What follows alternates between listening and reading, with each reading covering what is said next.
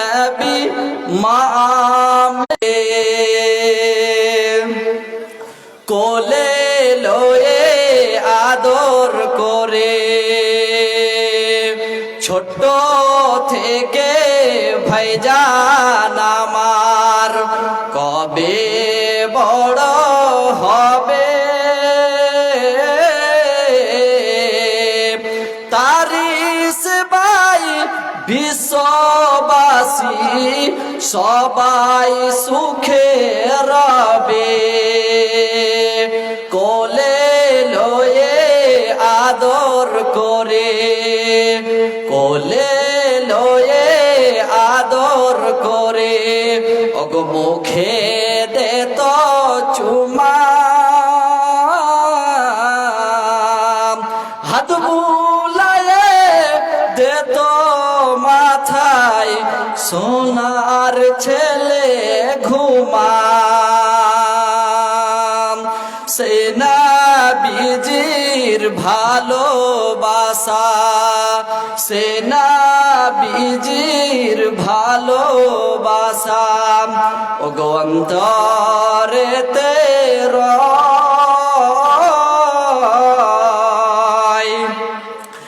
আশা করি রোজ হাসরে পাবে গরে হায় সবার সেরা দয়ার নবী এলেন ধারাতে ইয়তীম হলে জন্ম নিলেন নবী মা আমেনার কোলে অবস্থিত শ্রদ্ধেয় ও আমার ভক্তিপ্রাপ্ত সুযোগ্যতম আজকের সভার সভাপতি সাহেব উপস্থিত রয়েছেন সামনে বসে থাকা উপবিষ্ট ও শ্রদ্ধাপ্রাপ্ত ছোট বড় ভাই সকল গুণগান তারিফ ওই মহান পাক রব্বুল আলামিনের জন্য যিনি আমাদেরকে এই মহতী সভায় আসার সুযোগ প্রদান করেন তাই তার কৃতজ্ঞতা চিত্তে শুকরিয়া জ্ঞাপন করি সকলে অন্তঃস্থল থেকে মধুমাখা কণ্ঠে উচ্চ স্বরে বলি আলহামদুলিল্লাহ। তারপরে পরে আমাদের ধর্মের গুরু নবী আহমদ নবী মুহাম্মদুর রাসূলুল্লাহ বলি সাল্লাল্লাহু আলাইহি ওয়াসাল্লাম তার উপরে হাজার হাজার দুরূদ ও বিতর্ণক আল্লাহুম্মা সাল্লি আলাইহি আল্লাহুম্মা বারিক আলাইহি। আজকে আপনাদের সম্মুখে কম সময়ে যে বক্তব্যের বিষয় বলবে মনে করেছি যিনারা আলেম আরবিক জানেন ওনারা জেনে গেছেন আমি কি বলবো। আজকের বক্তব্যের বিষয় হচ্ছে যে ইসলামে নারীর কি মর্যাদা রয়েছে, ইসলামে নারীর কি মর্যাদা রয়েছে। আমাদের সমাজে বা আমাদের এই দেশে ইসলামের আগে একটি যুগ ছিল যে যুগটার নাম হচ্ছে জামানায়ে জাহিলিয়া, মূর্খতার যুগ, বর্বরের যুগ। সেই যুগে বর্তমানে যুগের নায়ক সেই যুগে মানুষের যদি মেয়ে কন্যা জন্ম নিত তাহলে তাদের রাগে দুঃখে চেহারা কালো হয়ে যেত। এমনকি অনেক ঘটনা রয়েছে মেয়েদেরকে জিন্দায় জ্বালিয়ে দিত, পুঁতে দিত, মেরে ফেলে দিত। যখন ইসলাম আসলো এই রমণীর মান সম্মান বাড়তে লাগলো। এর কারণে আল্লাহ সুবহানাহু ওয়া তাআলা কোরআনের মধ্যে বলছেন বিসমিল্লাহির রহমানির রহিম ওয়া ইযা বুশিরা আহাদুহুম বিল উনসা ওয়াল্লা ওয়াজহুহু মুসওয়াদ্দান ওয়া হুয়া কাযীম। আল্লাহ বলছেন হে পৃথিবীর মানুষ ওয়াইদা বুশিরা, যখন সেই যুগে কোনো মানুষের কোনো মহিলার পেটে যখন বাচ্চা চলে আসতো, প্রেগনেন্ট হয়ে যেত, তার যখন পেটে বাচ্চা থাকতো, তখন তাদের ফ্যামিলির লোকেরা, তার গার্জেনের মাথায় একটা টেনশন চেপে থাকতো, হায় আল্লাহ, আমার স্ত্রীর পেটে একটা মেয়ে কন্যা যদি হয়ে যায়, আমার স্ত্রীর পেট থেকে যদি একটা মেয়ে কন্যা হয়ে যায়, তাহলে সমাজে আমার দাম থাকবে না, সমাজে আমার মান থাকবে না। এই বলে মানুষেরা দুঃখে এবং তারা রাগে এবং তারা ভাবনায় পড়ে থাকতো। যখনই কোনো নারীর পেট থেকে মেয়ে কন্যা জন্ম নিত, ওয়াল্লা ওয়াজহুহু মুসওয়াদ্দান ওয়া হুয়া কাযিম, তো রাগে দুঃখে তাদের চেহারা কালো হয়ে যেত। আল্লাহ বলছেন এমন একটা যুগ ছিল, যে যুগটাই যদি কোনো মায়ের পেট থেকে একটা মেয়ে কন্যা জন্ম নিয়েছে, তখনই তাদের চেহারা কালো হয়ে যেত, একদম কালো হয়ে যেত। কেন? কিছু কারণের জন্য। কারণটা কি? ওই যুগে মেয়েদেরকে বর্তমান যুগে এক নিয়মে বিবাহ দেওয়া হয়, কিন্তু ওই যুগে 4 রকম ভাবে বিয়ে হতো মেয়েদের, 4 রকম ভাবে নারী নির্যাতন হতো। এর কারণে কোন ঘরে যদি একটি মেয়ে কন্যা জন্ম নেয়, তাহলে বাপ তার পিছে লেগে থাকে কখন সে মেয়েটাকে মেরে ফেলতে হবে, কখন মেরে ফেলতে হবে। যতক্ষণ মেরে না ফেলতো অতক্ষণ পর্যন্ত বাপের টেনশন ছুটতো না। একজন সাহাবী আল্লাহর নবীর নিকটে এসে বলছেন, আল্লাহর নবী, আমি এমন একটা পাপ করেছি, যে পাপটা যদি আপনি শুনেন তাহলে। আর যখন বাচ্চাটা পৃথিবীতে ভূমিষ্ঠ হলো, আমি যখনই আমার বাচ্চাটা হলো, তো মেয়ে কন্যা জন্ম নিল, সন্তান নাই, ছেলে নাই, মেয়ে জন্ম নিল, আমি রাগকে কন্ট্রোল করতে পারলাম না। আল্লাহর নবী, আমি সঙ্গে সঙ্গে আমার কন্যাটাকে জীবন্ত মেরে দিলাম। ওগো নবী, ইন্নী ওয়াআদতু সামানিয়া বানাতিন লি ফিল জাহিলিয়া, আমি 1 2 3 করে 8টা মেয়ে কন্যাকে আমি জীবন্ত মেরে দিয়েছি। আল্লাহর নবী, আমি একটা নয়, 2টা নয়, 8টা মেয়ে সন্তানকে, আমার মেয়ে যখন আমার স্ত্রীর পেট থেকে যখন প্রথম সন্তান হয় সেটা মেয়ে, আমি তাকে মেরে দিয়েছি। দ্বিতীয় যখন সন্তান ভূমিষ্ঠ হয় সেটাও মেয়ে, তাকেও মেরে দিয়েছি। এই করে করে আমি 8খানা মেয়েকে আমি জীবন্ত জ্বালিয়ে দিয়েছি, মেরে দিয়েছি, জীবন্ত জ্বালিয়ে দিয়েছি। আরেকটা ঘটনা আল্লাহ নবী সাল্লাল্লাহু আলাইহি সাল্লামের নিকটে আসছেন। সেই ঘটনাটা হলো এই, সবাই জানেন, একজন সাহাবী এসে আল্লাহর নবীর নিকটে বলছেন, আল্লাহর নবী, একটি ঘটনা আপনাকে আমি শোনাতে চাই। আল্লাহর নবী বলছেন, বলো ঘটনাটা কি? তখন আল্লাহর নবীকে বলছেন, আল্লাহর নবী, যখন আমি ইসলাম গ্রহণ করি নাই তার আগেকার কথা আপনাকে বলছি। যখন আমি জাহিলের যুগে ছিলাম, যখন আমি বরবাদের যুগে ছিলাম, যখন আমি ইসলাম জানতাম না, সেই যুগে আমার স্ত্রীর পেটে একটা সন্তান ধারণ হলো এবং আমি চলে গেলাম শাম বা সিরিয়া দেশে ব্যবসা করতে।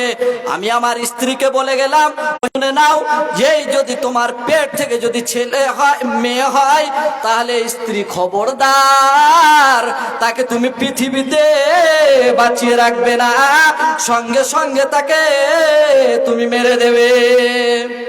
আমি আমার স্ত্রীকে বলে গেলাম, শোনো স্ত্রী, তোমার পেটে আমি সন্তান রেখে গেলাম, এ সন্তান যদি ছেলে সন্তান হয় তাহলে তাকে তুমি কি করবে? সোনার চামচে খাওয়াবে। আর এই সন্তান যদি তোমার পেট থেকে যদি মেয়ে কন্যা হয় তাহলে তাকে তুমি জিন্দায় জ্বালিয়ে দেবে, তাকে রাখবে না দুনিয়ায়। এ বলে আমি শাম দেশে চলে গেলাম ব্যবসার জন্য, কয়েক বছরের জন্য। আমার স্ত্রীর পেট থেকে সন্তান জন্মগ্রহণ হলো তো হলো কি, সে সন্তানটা হলো মেয়ে জন্ম হলো। এবার তার মা এত সুন্দর একটা ছেলেকে কিভাবে মারতে পারছে না, তার নাম রেখে দিল জামেলা, যার মানে হচ্ছে সুন্দর, রেখে দিল জামেলা। এবার সন্তানটা আস্তে আস্তে লালন পালন করতে করতে সন্তানটা বড় হতে লাগলো, আম্মা আম্মা বলে ডাকতে লাগলো। তখন তার মায়ের মন আরো উদার হয়ে পড়লো, সন্তানকে আর মারতে পারলো না। তখন সাহাবীটি বলছেন, আমি 2-4 বছর পর শাম দেশ থেকে আমি আসলাম ব্যবসা করে। আসার পরে এবার আমি যেমনই বাড়িতে এসেছি, সঙ্গে সঙ্গে একটা মেয়ে খেলতে খেলতে আব্বু আব্বু বলে আমাকে জড়িয়ে ধরলো। তখন আমার রাগ বেড়ে গেল। আমি আমার স্ত্রীকে বললাম, স্ত্রী এটা কার মেয়ে? আমার স্ত্রী বলল, স্বামী জান এটা তোমারই মেয়ে। তুমি যে বলে গিয়েছিলে যে আমার পেট থেকে যদি মেয়ে হয় তাকে তুমি মেরে দিবে, ছেলে হলে সোনার চামচে খাওয়াবে, কিন্তু এত সুন্দর মেয়েকে আমি মারতে পারি না। তার স্বামী বলছে, তুমি করেছো কি, তাকে মারোনি কেন? এবার তিনি বর্ণনা করছেন, আমি কি করতে লাগলাম, আমি পাষাণ বাবা, আমার চোখে আর ঘুম হলো না, যে করে হোক মেয়েটাকে মারতে হবে। এই বলে আমি কৌশল করতে লাগলাম। আমি আমার স্ত্রীকে বললাম, আমার স্ত্রী শোনো শোনো শোনো, তুমি আমার ঝামেলাকে সুন্দর করে সাজিয়ে দাও, আর সাজিয়ে দিয়ে আমার সাথে রওনা করে দাও। আজকে আমি ঝামেলার নানির বাড়ি ঝামেলাকে বেড়াতে নিয়ে যাব। এই বলে ঝামেলাকে আমি কৌশল করে নিয়ে গেলাম সঙ্গে। যেতে লাগলাম আরবের ভূমি, যেতে যেতে পাহাড়ের নিকটে গেলাম। যাওয়ার পরে আমার মেয়ে ওয়াবুজ মেয়েকে আমি বলতে লাগলাম, ওরে বেটি জামেলা, শুনো শুনো শুনো, আমি তোমার বাবা, অনেকদিন তোমার থেকে আমি পৃথক থেকেছি, তোমার সাথে ছিলাম না, তোমার সাথে খেলাধুলা আমার সেরকম হয়নি। ওরে জামেলা, তোমার নানির বাড়ি যাওয়ার আগে আজকে আমরা দুইজন এখানে একটু খেলাধুলা করে নি, একটু খেলাধুলা করে নি। অবুঝ মেয়ে বুঝতে পারলো না বাপের চক্রান্ত, সে বলছে আমার চক্রান্ত আমার মেয়ে বুঝতে পারলো না। আমি তখন কি করলাম, একটা কোদালি নিয়ে আমি একটা গর্ত খনন করতে লাগলাম। গর্ত যখন খনন করতে লাগলাম, আমার মেয়ে আমাকে বলছে, আব্বা জান কি এমন খেলা খেলবেন আমার সাথে যে খেলাতে আপনাকে গর্ত খনন করতে হচ্ছে? আমি গর্ত যখন খনন করতেছিলাম, সেই মাটিগুলি ধুলাগুলি আমার দাড়িতে পড়তেছিল। আমার মেয়ে নিজের জামা দিয়ে আমার মুখমণ্ডল মুছে দিচ্ছিল। আব্বা জান এরকম খেলার দরকার নাই, যেই খেলাতে তোমাকে পেরেশানি করতে হচ্ছে, যেই খেলাতে তোমাকে ক্লান্ত হতে হচ্ছে, যেই খেলার জন্য তোমাকে ঘাম চোয়াতে হচ্ছে, আমি আব্বা জান এই খেলা আর খেলবো না। আমি গর্ত খনন করছি, গর্ত খনন করতে করতে মাটি ধুলা যখন আমার দাড়িতে মুখমণ্ডলে লাগলো, আমার মেয়ে তার জামা দিয়ে আমার মুখ মুছে দিচ্ছে। আব্বা কি এমন খেলা খেলবেন যে খেলতে গেলে আপনাকে গর্ত খনন করতে হচ্ছে, আপনাকে কষ্ট করতে হচ্ছে? আর কষ্ট করিয়েন না, আর খেলবো না। আমার মেয়ে আমার চক্রান্ত বুঝতে পারলো না। গর্ত খনন করতে আছি, এমন সময় যখন আমার পাসিনা আমার ঘাম যখন বেরিয়ে গেল, আমার মেয়ে আমাকে বসে দিল, ও আব্বা জান এই খেলার দরকার নাই, চলেন আমরা নানির বাড়ি, চলেন না তো বাড়ি চলেন। আমার মেয়ে তার জামা দিয়ে আমার পাসিনাগুলি আমার ঘামগুলো মুছে মুছে দিচ্ছিল। তবে আমি এমন পাষাণ বাবা, তাকে তার মায়া আমি বুঝতে পারলাম না। গর্ত খনন করতে করতে করতে করতে করতে করতে গর্তটা যখন পুরোপুরি হয়ে গেল, তখন আমি আমার মেয়েকে জামেলাকে ডাকলাম, ওরে বেটি জামেলা, দেখো রে বেটি, দেখো দেখো কি সুন্দর গর্ত হয়েছে, আজকে আমরা এখানে লুকোচুরি খেলা খেলবো।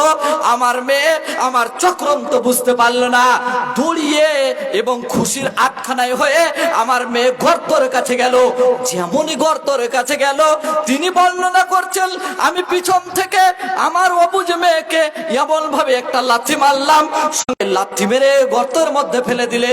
যেমনই আমি গর্তের মধ্যে ফেলে দিলাম এবং তাকে আমি পাথর মারতে লাগলাম, মাটি চাপা দিতে লাগলাম, সে তখন বলতে লাগলো, আব্বা জান কষ্ট আর সহ্য হচ্ছে না আব্বা জান, আমি একজন মেয়ে হওয়ার কারণে যদি তোমার সমাজে নাম ডুবে যায়, আমি একজন মেয়ে হওয়ার কারণে যদি তোমার সমাজের নাম মুছে যায়, আমি একজন মেয়ে হওয়ার কারণে যদি তুমি চায়ের দোকানে আর কোথাও যদি তুমি মুখ দেখাতে না পারো আব্বা জান, তাহলে আমি পৃথিবীতে বিনা পরিচয় জারুয়া মেয়ে হয়ে ঘুরে বেড়াবো। আমি বলবো না অমুক আমার আব্বা জান, আমি বলবো না সেই হলো আমার আব্বা জান, না তো তোমার সমাজে নাম চলে যাবে। অতএব আব্বা জান আমি ভিক্ষা করে করে গ্রামে ঘুরে বেড়াবো, তোমার পরিচয় নিয়ে বড় হব না। অতএব আব্বা জান আর কষ্ট সহ্য করতে পারছি না, আমাকে আর মেরেন না। মেয়েটা বলছে, আব্বা জান যদি আমি একজন মেয়ে হওয়ার কারণে সমাজে যদি তোমার নাম হেন হয়ে যায়, সমাজে তোমার নাম যদি ডুবে যায়, তাহলে আমি পৃথিবীতে ফকিরের মতো মিসকিনের মতো ভিক চেয়ে বেড়াবো, আমি তোমার পরিচয় নিয়ে বড় হব না। বলবো না অমুক আমার বাপ, বলবো না অমুক আমার মা, কোনো পরিচয় দেব না। অতএব আমাকে তুমি আমার জানটা রক্ষা দাও। তিনি বলছেন, তবু আমি পাষাণ, আমি মানলাম না। আমার মেয়ে এবার লাশ বলছে, মাটি আমি চাপাতে রয়েছি, এবার আমি লাশটা আমার মেয়ের হাত দেখতে পাচ্ছি, আমার মেয়ে হাত দেখতে পাচ্ছি, আর আমার মেয়ে বলছে, ওরে আব্বাজান, এটাও যদি তুমি মানতে না পারো যে পরিবর্তিতে বা কোনোদিন যদি তোমার পরিচয় আমি দিয়ে দিই, তাহলে আব্বাজান শুনে রাখো, আমি এই দানটা ভিক্ষা দাও। তিনি বর্ণনা করছেন যে তবু আমি মানতে পারলাম না, পাথর দিয়ে দিয়ে আমার মেয়েকে মেরে ফেলে দিলাম, মেয়েকে মেরে ফেলে দিলাম।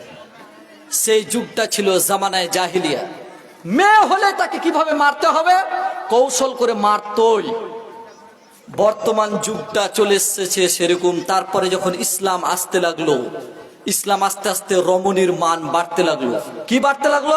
আল্লাহ নবী বলছেন, শোনো শোনো, কোন পুরুষের যদি দুইটি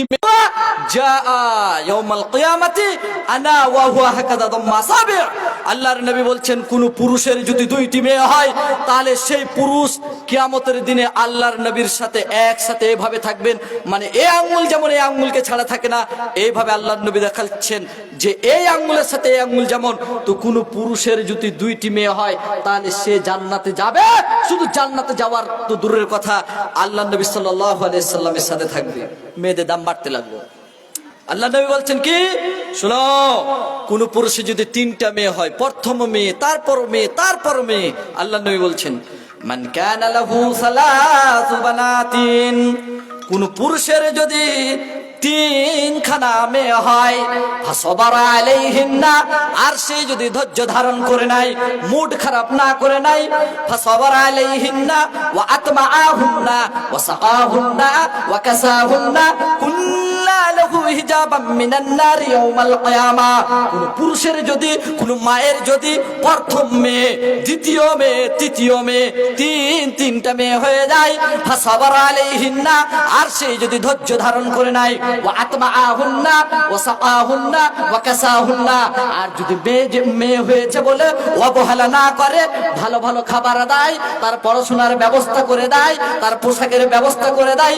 নবী, বিশ্ব নবী, দয়ার নবী, নবী মুহাম্মদ নবী বলেছে, কোন পুরুষের যদি তিনটি মেয়ে হয়, আমরা তিনটি মেয়ে, অতএব ইনি হচ্ছেন আমার বাবা, এই বাবা জাহান্নামে যাবে না, যাবে না, যাবে না। পর্দা হয়ে দাঁড়িয়ে যাবে তিনটা মেয়ে, পর্দা হয়ে দাঁড়িয়ে যাবে। তিনটা মেয়ে যদি কারো তিনটা মেয়ে হয়, আর ওই তিনটা মেয়েকে যদি আপনি সুশিক্ষিতা করান, আর ওই তিনটা মেয়েকে যদি অবহেলা না করে যদি তাদের খাওয়ার ব্যবস্থা, পড়ার ব্যবস্থা, পান করার ব্যবস্থা যদি ভালোভাবে করে দেন, তাহলে তিনটা মেয়ে আপনার জান্নাত নিয়ে যাবে, জাহান্নামের দরজায় দাঁড়িয়ে আপনাকে জাহান্নাম থেকে বাঁচাবে। এটা রাসূল বলছেন, এটা রাসূল বলছেন। মেয়ে, কোন ঘরে যখন একটা মেয়ে কন্যা জন্ম হয়, হাদিস বলে যে ঘরে প্রথম মেয়ে কন্যা জন্ম নিচ্ছে, সেটা ঘর হচ্ছে একদম বরকতের ঘর। ওইটাই মেয়ে যখন বড় হয়, ওটাই মেয়ে যখন বড় হয়, হাদিস বলছে কোন ঘরে যদি মেয়ে কন্যা বড় হয়, আর তাকে লালন পালন করে যদি একটি ভালো ছেলের হাতে তুলে দিতে পারে, তাহলে তার বাবা মা জান্নাতি হয়ে গেল। রাসূল বলছেন, ওটাই মেয়ে যখন কাউরি ঘরে চলে যায়, তখন রাসূল বলছেন যে কোন ওই ঘর, ওই স্বামী সব থেকে উত্তম, যে তার স্ত্রীর কাছে উত্তম। ওটাই মেয়ে যখন বাচ্চা জন্ম দেয় তখন। কিন্তু এই বর্তমানে যুগে কিছু কুলাঙ্গারের বাচ্চার জন্য আমাদের সমাজে মেয়েদের দাম কমতে রয়েছে। কেন? এর কারণে কোন ঘরে যদি তিনটা বা চারটা যদি মেয়ে হয়ে যায়, তাহলে ওর বাবার যতদিন বেঁচে থাকবে আর চোখে ঘুম নাই। কেন ঘুম নাই? চারটা মেয়ে হয়েছে, এই চারটা মেয়েকে যদি বিয়ে দিই, তাহলে কম করে 4 দুগুণে 8 লাখ টাকা খরচের ব্যাপার। আমি একজন গরিব মানুষ কিভাবে বিয়ে দেব? এই কুলাঙ্গারের বাচ্চারা উঠ পেতে বসে আছে টাকা নেবার জন্য। এর কারণে আজকাল আমাদের সমাজে মেয়েদের দামকে কমিয়ে দেওয়া হচ্ছে। মেয়েদের দাম, মেয়ে হলেই মুশকিল, এই কুলাঙ্গারের জন্য মেয়ে হলেই মুশকিল। কিন্তু আল্লাহ নবী সাল্লাল্লাহু আলাইহি সাল্লাম বলছেন, যদি দুইটি মেয়ে হয়, তাহলে তার বাবা এবং রাসূল সাল্লাল্লাহু আলাইহি সাল্লাম জান্নাতে থাকবেন। যদি তিনটি মেয়ে হয়, রাসূল বলছেন, আর যদি ধৈর্য ধারণ করে নাই, তাহলে এই তিনটি মেয়ের কারণে এই তিনটি মেয়ে কিয়ামতের দিনে জাহান্নামের পর্দা হয়ে দাঁড়াবে, জান্নাতে নেওয়া যাওয়ার জন্য বাবা মাকে দাঁড়াবে। কিন্তু বর্তমান যুগে আমাদের এই মেয়ে হলেই মুশকিল হয়ে যাচ্ছে। আর এই মেয়েদেরকে আল্লাহ নবী সাল্লাল্লাহু আলাইহি ওয়াসাল্লাম বলছেন, আদ-দুনিয়া কুল্লুহা মাতা। পৃথিবীতে যত আপনি ধন দৌলত দেখছেন, এই জমিকে এখন রোডের ধারের জমি আপনি ধরেন 20 লাখ, মহারাজায় যাবেন 1 কোটি বা 80 লাখ বিঘা, আপনি কলকাতা যাবেন। এই যে ইসলামিক শিক্ষা থেকে নারীদেরকে একেবারে বন্ধ করে দেওয়া হচ্ছে, একেবারে বন্ধ করা হচ্ছে, আর এই মেয়েদেরকে আজকে মডার্ন করা হচ্ছে। যাই হোক, বক্তা সাহেব চলে এসছেন, সময় সংকীর্ণ না হলে অনেক কিছু বলতাম। পরিশেষে প্রত্যেক অভিভাবকের কাছে বিনীত অনুরোধ এই যে, আপনার ঘরে যদি মেয়ে কন্যা সন্তান জন্ম নেয়, তাহলে অবশ্যই আপনি তাকে রহমত বলে বাড়িতে ভালোভাবে লালন পালন করেন এবং সুশিক্ষিতা এবং তাকে সর্বপ্রথম ইসলামিক শিক্ষা দিবেন। পরিশেষে প্রত্যেক গার্জেনের কাছে এবং আল্লাহর কাছে দোয়া রাখি, আল্লাহ গো, আমরা যেন আমাদের মেয়েকে ঠিক মতো শিক্ষা দিতে পারি এবং ভালো ছেলের হাতে তুলে দিতে পারি। আমিন ওয়া আখিরুদ দাওয়ানা আলহামদুলিল্লাহ।